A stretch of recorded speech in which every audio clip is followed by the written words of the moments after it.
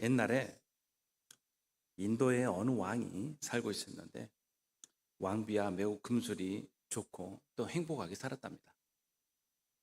그러던 어느 날 왕비가 세상을 떠났고 말았습니다.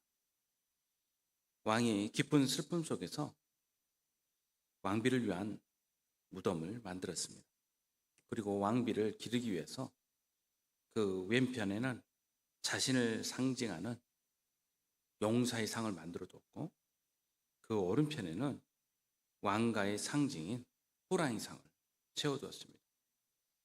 그리고 또 세월이 조금 흐른 뒤에 왕비의 무덤가를 돌아보는데 왕의 마음이 여전히 허전하더랍니다. 그리고 왕비에 대한 기억이 또 사무치고, 그래서 내 아내가 살아있었다면 내가 우리 아내를 위한 멋진 그런 집을 더 지어줬을 텐데 라는 그런 생각이 들어서 무덤 남쪽에 이제 호화로운 집을 하나 지었습니다. 그렇게 동서 남쪽까지 이렇게 채우고 나니까 북쪽이 비어 보인 것입니다. 그래서 왕이 이 북쪽에는 자신을 위한 또 다른 웅장한 성을 지었습니다. 그리고 시간이 날 때마다 왕은 왕비의 무덤을 바라보면서 매우 만족해했습니다. 동쪽에는 자신을 나타내는 멋진 용사의 동상이 서 있고, 서쪽에는 자신의 집안을 가문을 상징하는 호랑이가 서 있고, 남쪽에는 크고 호화로운 멋진 집이 지어져 있고, 북쪽에는 웅장한 성이 서로 조화를 이루며 있었습니다. 이제 자기는 왕비에게 참 어느 정도 빚을 갚았다라는 느낌을 가지게 된 것입니다. 그리고 이 공원을 정말 자랑스럽게 여겼습니다. 외국에서 사절단이 오면 왕이 그들을 끌고 와서 초청해서 자신의 왕비를 위해 만든 이 공원을 자랑하였습니다. 그런데 어느 날 그 공원을 궁전에서 바라보고 있는데 눈에 어느 날 갑자기 거슬리는 것이 보였습니다. 다 멋지고 좋은데 딱 하나 눈에 거슬리는 게 있었는데 그것은 다름이 아니라 그 공원 가운데 있는 무덤이었습니다. 사면이 다 아름답고 힘 있어 보이는데 그 한가운데 무덤이 덩그러니 있으니 이것이 영 어울리지 않았던 거예요. 그래서 그 신하들을 불러서 말을 했습니다. 여봐라, 저 가운데 있는 저 무덤을 당장 치워버려라. 이것은 그 허버트 웰스라고 하는 작가의 단편소설 무덤의 줄거리입니다. 모든 것을 아내를 위해서 추모하기 위해서 시작한 것 아니었습니까? 그런데 종국에는 자신의 눈에 만족할 만한 것으로 대신하고, 그리고 말 그대로 주객이 전도되어서 아내의 무덤은 사라지게 된 것 아닙니까? 이스라엘 역사를 스데반은 지금 설명을 하고 있습니다. 그들이 이스라엘 역사를 몰라서 그럴까요? 어렸을 때부터 아마 이스라엘 역사라고 한다면 입에 달고 살았을 것입니다. 그들에게 다시 이 이야기를 들려주는 이유는 무엇입니까? 무엇이 중요하고 무엇 때문에 당신들이 하나님을 믿고 사는지를 다시금 찾으라는 것 아니겠습니까? 이스라엘은 하나님을 경배하기 위하여 성전을 지었습니다. 그런데 하나님 때문에 하나님 섬기는 것이 힘들다고 생각한 이스라엘은 하나님은 치워버리고 성전만 남겨두게 되었습니다. 이 빈 껍질만 남은 성전을 하나님께서 용납하지 않으시고 이 성전마저 치워지도록 방기하셨습니다. 그리고 성전이 사라진 다음에는 이제는 율법과 해석만 남겨두었는데 이것 역시 하나님을 기억하기보다는 자신들의 삶의 안정을 위해서 그렇게 남겨두게 된 것입니다. 신실하신 하나님께서는 이 말씀의 언약을 이루시기 위하여 독생자 예수님을 이 땅에 보내셨지만 유대인들은 이를 거부하고 예수님을 십자가에 못 박고 말았습니다. 이제 그들은 적반하장으로 예수님의 제자들과 스데반을 고발하기에 이르렀습니다. 공회에서 자신을 변호할 기회를 얻은 스데반은 계속 이스라엘의 역사, 이스라엘이 어떻게 형성되게 되었는지 그 출애굽의 역사를 되짚어 이야기하면서 하나님께서 이스라엘에게 주신 모세와 율법과 성전을 거스린 것이 스데반이나 예수님의 제자들이 아니고 바로 그들 유대인임을 이 시간 고발하고 있습니다. 이를 통해서 모세와 율법 그리고 성전이 가리키는 그 본체가 예수 그리스도이심을 밝히고 이제 무엇이 정말 참으로 중요한지 역사적 과오를 되풀이하는 그들 앞에 다시금 하나님께서 알려주시는 그 말씀을 드러내고 있는 것입니다. 하나님이 아브라함에게 약속하신 때가 가까웠다라고 오늘 본문 17절에서 말씀하고 있습니다. 이스라엘의 백성이 애굽에서 번성하여 많아졌더니 스데반에게 모세는 하나님께서 이스라엘을 이끄신 그 역사의 주인공이었습니다. 요셉과 같이 모세도 이 이집트 땅에서 살면서 결국 성공한 이스라엘의 조상이었습니다. 그 환경도 다르고 또 자신들이 태어나지도 자신들이 살아야 했던 그 가나안 땅과는 전혀 다랐던 그 땅에서 그들은 성공하였지만 요셉처럼 그는 애굽 시민으로 정착하며 살지 않았습니다. 애굽의 왕자로 만족하며 살지 않았습니다. 모세의 역할은 달랐습니다.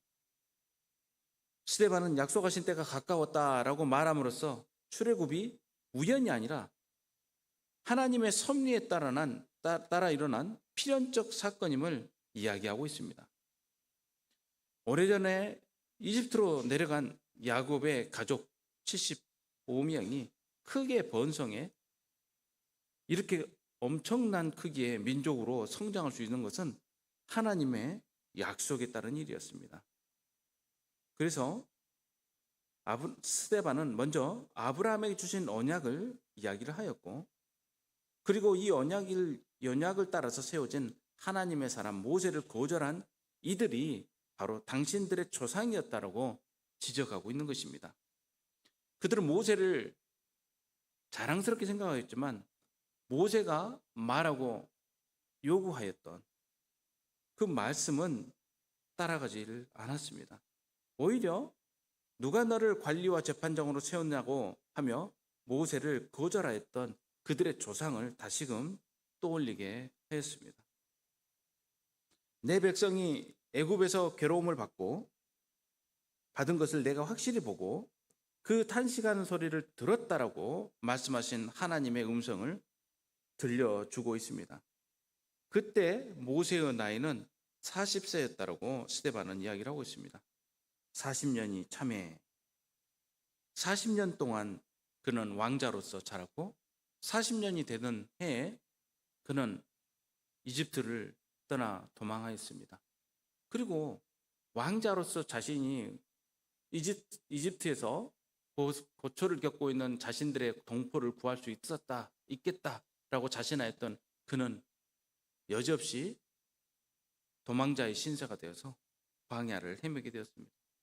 무려 40년 동안 이제 언제 이집트에서 살았었는지 기억도 그렇게 흐려갈 쯤에 30절 말씀에 천사가 시내산 광야 가시나무 떨기 불꽃 가운데서 그에게 보였다라고 말씀하고 있습니다. 물론 출애굽기에는 천사는 등장하지 않고 가시떨기 나무 불타는 가시떨기만 등장을 하죠. 그러나 여기서 말씀하는 천사는 하나님의 메시지를 상징을 하고 있습니다. 하나님의 말씀이 이곳에서 들렸다는 것이죠. 그들의 말이 누가 너를 관리와 재판장으로 세웠느냐 그렇게 이야기하고 있습니다. 그렇게 거절하였던 그 모세를 하나님은 가시나무 떨기 가운데서 보이던 천사의 손으로 관리와 총명하는 자로서 보내셨다라고 말씀하십니다. 백성은 거절하였지만 하나님께서는 보내셨습니다. 이 안에 어떤 모티브가 담겨 있냐면요, 처음에 이야기했던 요셉의 모티브가 담겨 있고, 그 모형을 따라서 제시되었던 요셉과 모세를 따라 예수님이 보이도록 하였던 것입니다. 즉, 요셉은 형들이 요셉을 거부하고 팔아넘겼던 것처럼 모세 또한 역시 이스라엘 백성들이 받아들이지 않고 거부하였지 않습니까? 그리고 두 번째 만남에서 요셉 또한 형제들이 알아보고 그를 인정하였던 것처럼 모세도 두 번째 이제 광야에 헤맨 다음 다시 나타난 그를 보고 이제 이스라엘 백성들이 모세가 어떤 사람인지를 알아보지 않았습니까? 예수님을 그들은 그렇게 거부하였고 이제 부활하신 그를 알아보고 영접해야 될 때가 아닙니까? 유대인들은 조상들이 행한 죄악, 하나님이 세우신 자를 거절하고 율법에 순종하지 않는 죄악을 그리스도를 십자가에 못 박음으로써 역시 반복하게 되었습니다.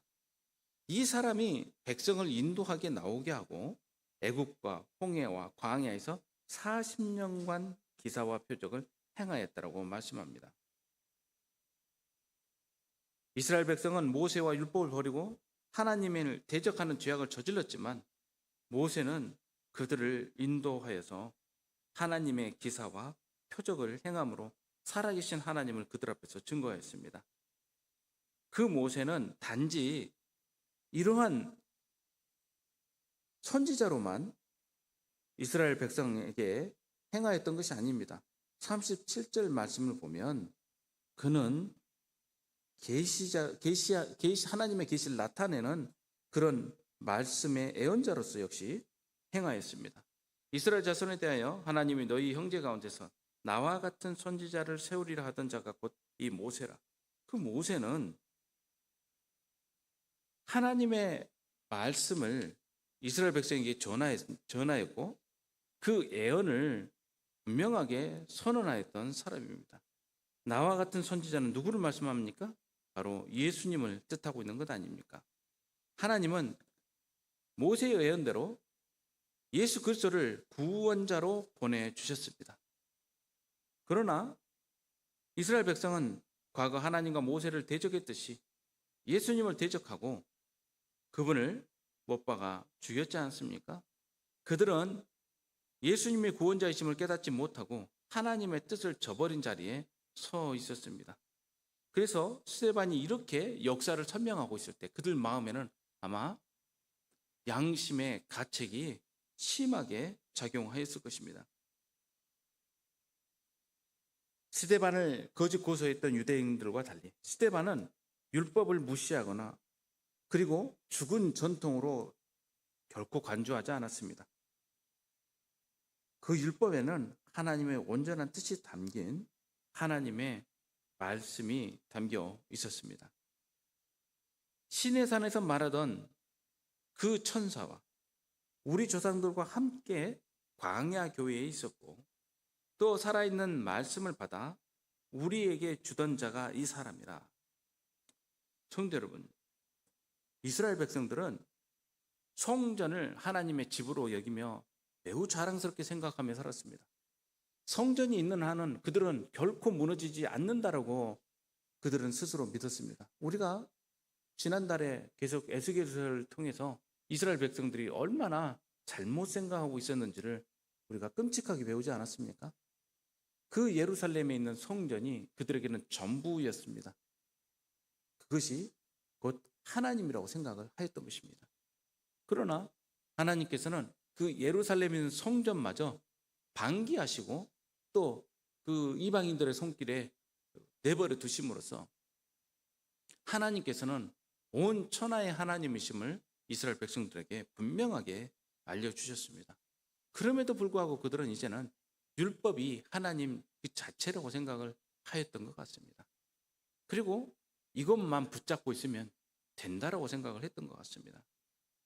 이제 스데반 집사는 광야 교회를 분명하게 선언을 합니다. 광야 교회는 어떤 곳입니까? 우리가 광야 교회라고 말하면 먼저 떠오르는 건 뭐예요? 그 거친 광야에 그 세워져 있는 그 헐렁이는 천막 같은 곳, 이런 것을 머리에 떠올리는 분이 혹시 계실지 모르겠습니다. 광야 교회는 그런 곳을 말하는 게 아니에요. 여기서 광야 교회는 환경을 말하는 게 아닙니다. 광야 교회는 어떤 곳이냐면요, 광야에서 하나님을 중심으로 모여 있었던 이스라엘 백성들을 이야기하는 거예요. 그래서 히브리 성경에는 카할이라고 말을 하고 있습니다. 카할이라는 것은 모이는 사람들, 그 모임, 총회를 이야기를 합니다. 그리고 이 헬라어 성경에서는 에클레시아라고 그 모임을 이야기를 하고 있죠. 그러니 하나님의 몸된 교회는 건물로 지어진 곳이 아니라 성도들의 그 모임이라는 것을 다시금 이야기하고 있는 것입니다. 그냥 모임만 있으면 됩니까? 아니죠. 모이는 자리가 전부는 아니죠. 그 모임 가운데 불려지는 우리의 고백이 있어야 되지 않겠습니까?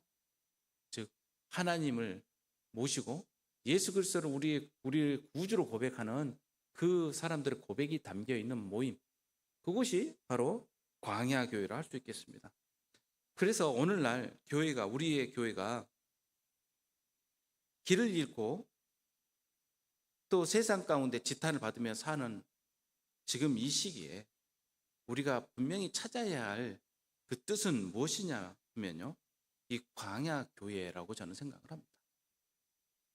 우리들이 세우는 어떤 조직, 우리들이 만들어 놓은 건물, 우리들이 형성한 그러한 모임이 교회가 아니라 하나님을 의지하고 하나님을 따라서 그 매일매일 하나님을 바라보며 살았던 그 광야 교회가 오늘날 우리가 되찾아야 할 교회의 실제적인 모습이라고 저는 믿습니다.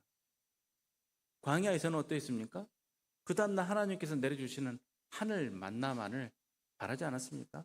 광야에서는 어떠했습니까? 구름 기둥과 불 기둥이 인도하는 그 방향을 바라보면서 그 방향을 따라가지 않았습니까? 오늘날 우리는 무엇을 바라보며 삽니까? 하나님의 불기둥, 구름기둥을 바라보며 삽니까? 아니면 여전히 우리들은 주가를 보거나 아니면 내 계좌의 숫자를 바라보며 살아가고 있습니까?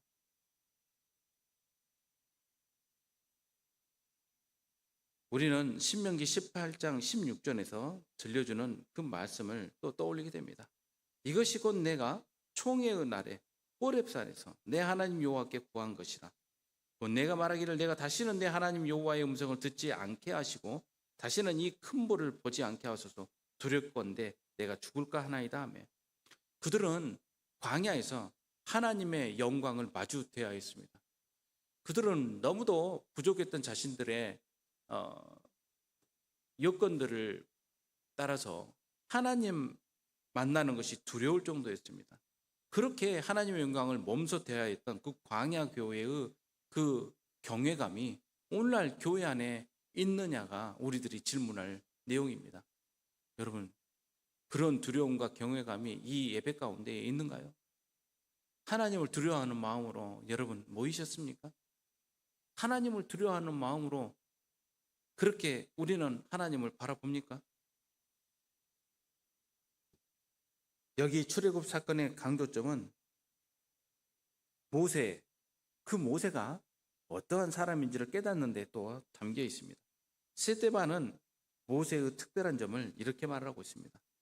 그는 백성의 관리와 속령자로 세워진 사람입니다. 여기서 관리라는 것은 지도자란 뜻입니다.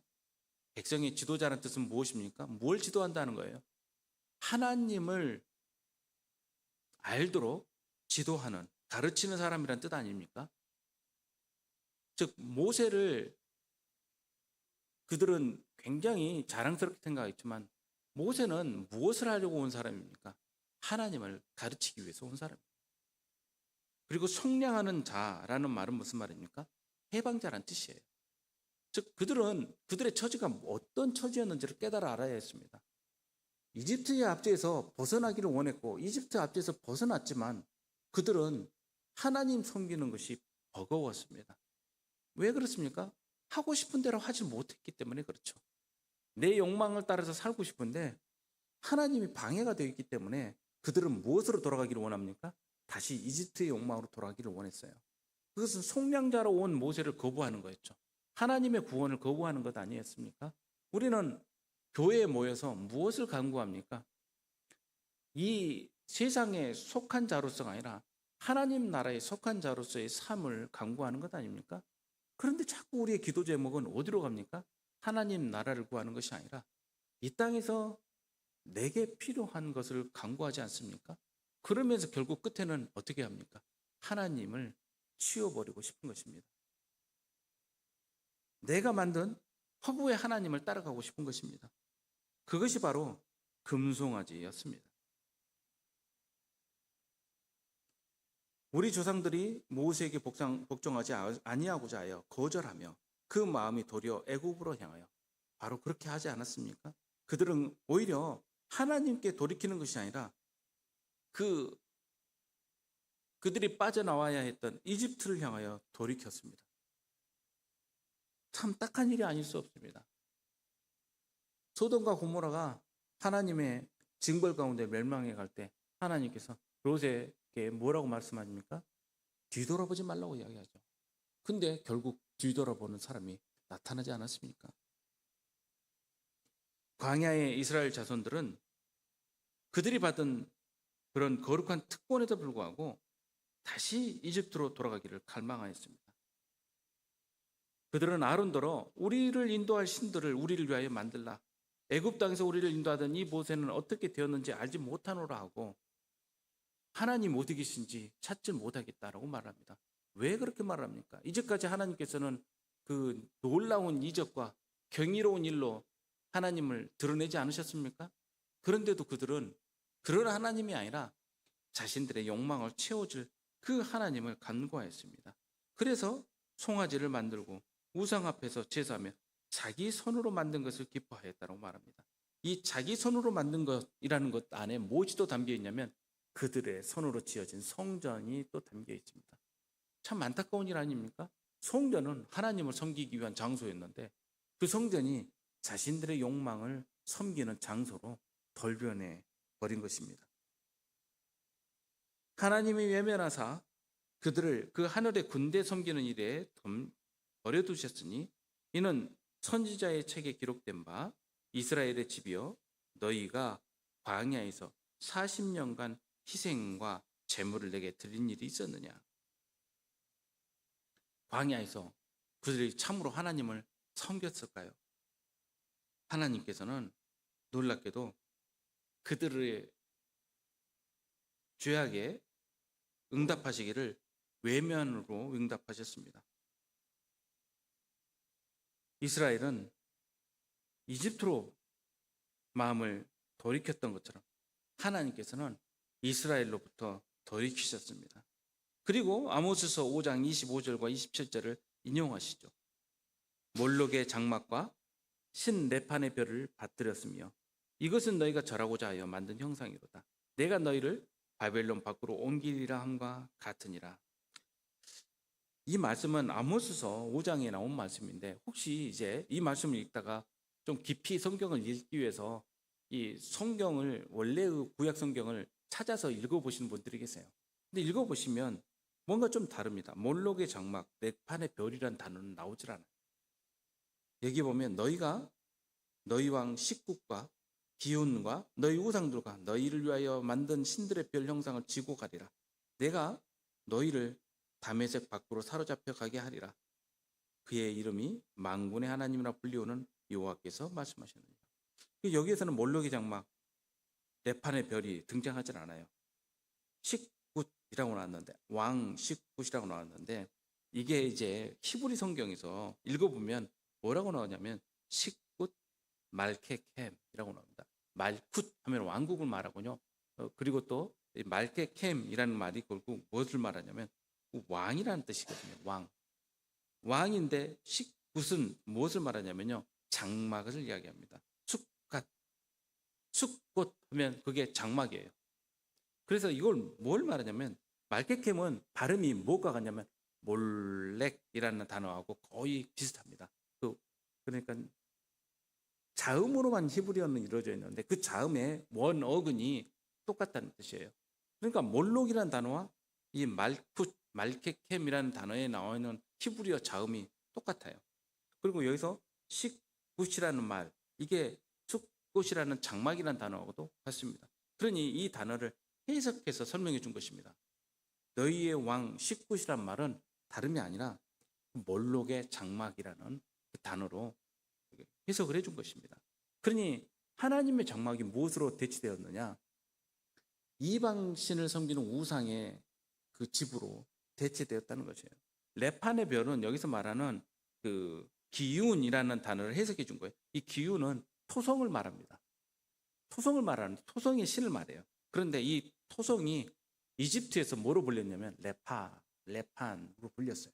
그래서 레판의 별이라고 여기에 해석을 해둔 것입니다. 이집트에서 너희들이 봤던 그 우상들을 섬기고 주변 나라에서 봤던 우상들을 섬기고, 그러니까는 사람들이 보기에 괜찮다고 생각된 것들을 모조리 끌어다가 섬겼다는 거예요. 혼합신앙이 얼마나 극심했는지 모릅니다. 그러면서 거기에다 뭐라고 이름을 붙여놨냐면 여호와 하나님이라고 이름 붙여놓은 거예요. 그러니까 성전에서 하나님 섬기다가 중간에 무슨 시간이 있냐면 주변 나라의 우상을 섬기는 시간이 또 있었던 거죠. 그들을 위해서 제사장들은 본업 외에 알바를 뛰었습니다. 다른 우상들을 섬기는 그 제사들을 대신 집례를 해주었죠.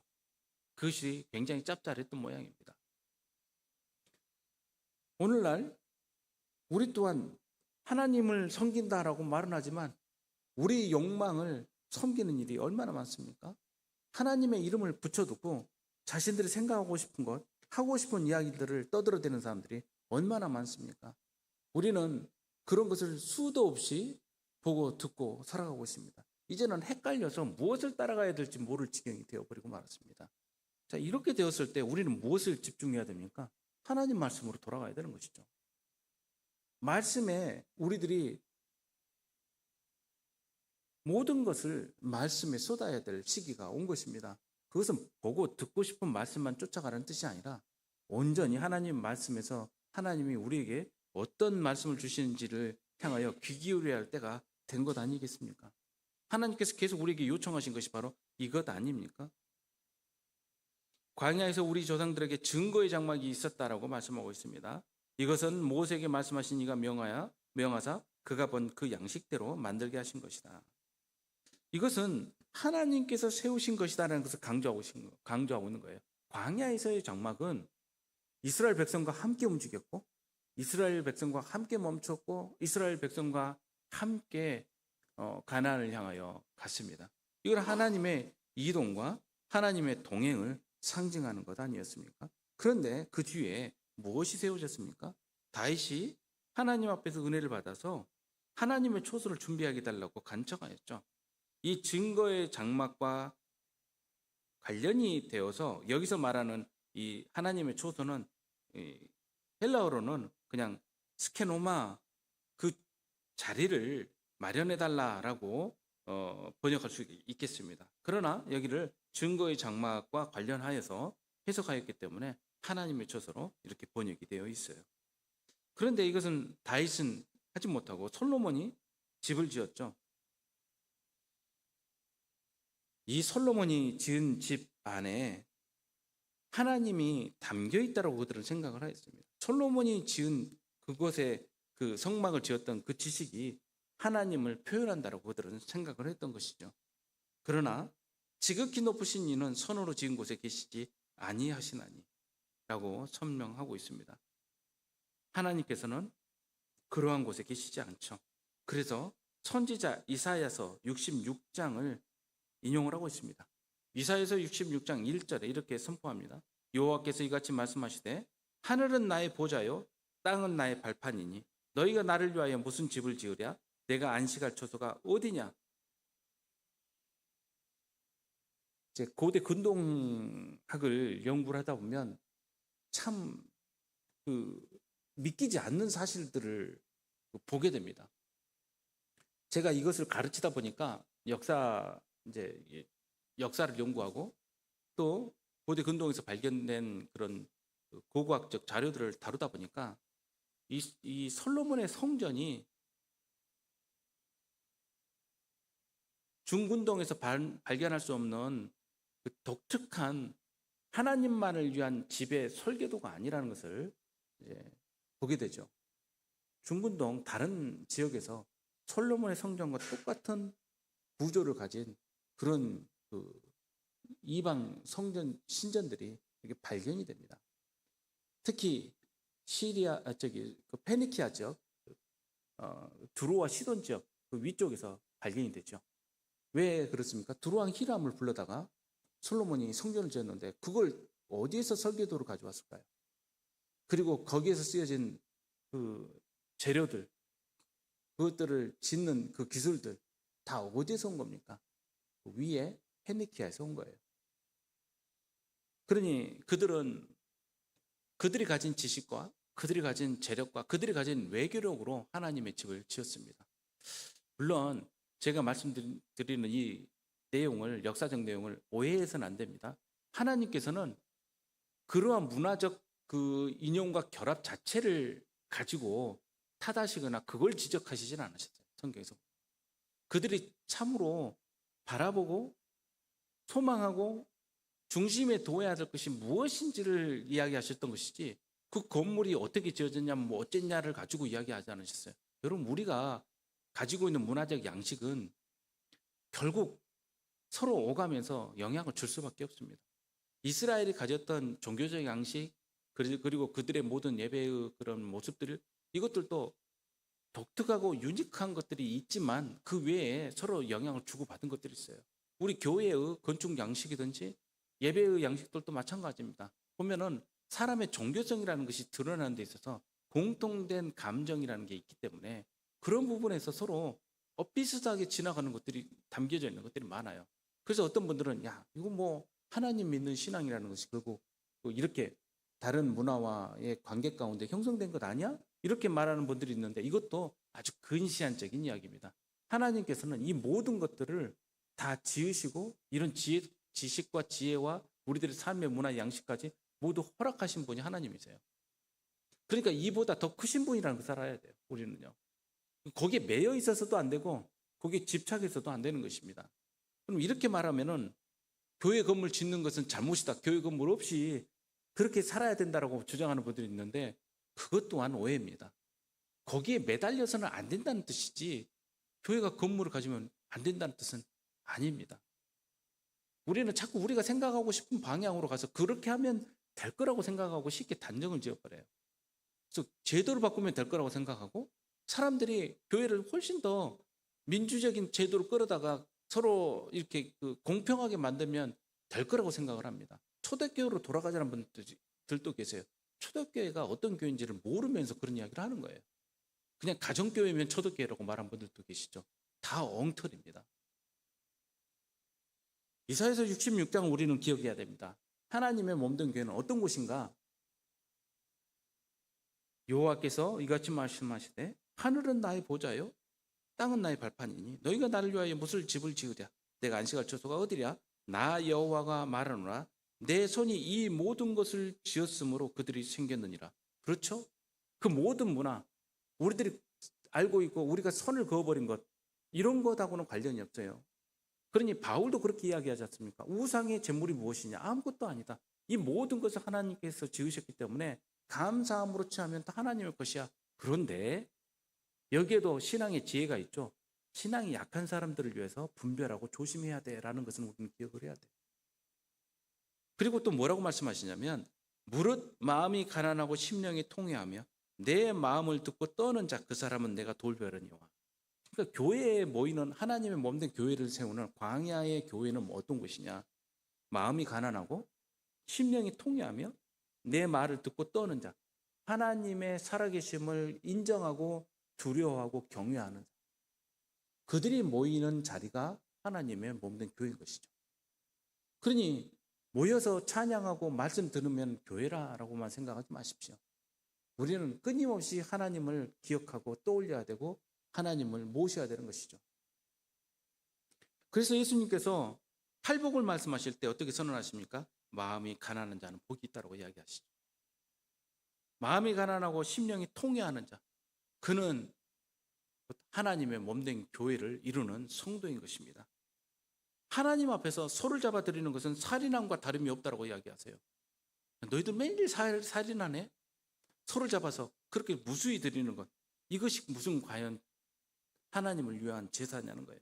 어린 양으로 제사 드리는 것은 개의 목을 꺾음과 다름이 없이 하며, 예물은 돼지의 피와 다름이 없고, 분향하는 것은 우상을 찬송함과 다름이 없이 행하는 그들은 자기의 길을 택하며 그들의 마음은 가정한 것을 기뻐하죠. 우리 찬양할 때 그렇게 마음 뜨겁고 눈물 나고 그러지 않았습니까? 하나님? 그게 나를 위해서 찬양하였니? 너희들의 감정 해소를 위해서 찬양하였지. 나 또한 유혹을 그들에게 택하여 주며 그들이 무서워하는 것을 그들에게 임하게 하리니 이는 내가 불러도 대답하는 자가 없으며 내가 말하여도 그들이 듣지 않고 오직 나의 목전에서 악을 행하며 내가 기뻐하지 아니하는 것을 택하였음이라 하시니라. 하나님께서는 하나님의 공의와 정의를 이 땅 가운데 행하기를 원하시는 것입니다. 하나님께서는 시간과 공간, 어떤 물리적 실체에 얽매이는 분이 아니십니다. 이 모든 것이 다 내 손으로 지은 것이 아니냐 함과 같으니, 성도 여러분, 하나님께서는 제한이 없으신 분이에요. 하나님께서는 우리가 사람의 눈을 속이면 하나님의 얼굴도 속일 수 있다라고 생각할 수 있는 그런 분이 아닙니다. 사람의 눈을 바라보면서 신앙생활을 하지 마시기 바랍니다. 그리고 이 세상의 성취를 위해서 하나님을 외치지 말지 바랍니다. 오직 살아계신 하나님을 경외함으로, 가난한 마음으로, 통회하는 마음으로 하나님을 믿고, 그리고 우리가 예배드리는 예배 공동체, 우리 쉐마 교회 성도님들 되시기를 주님의 이름으로 축복합니다. 다 함께 기도하겠습니다. 아버지 하나님, 우리들은 자꾸 옛 일을 떠올리며 그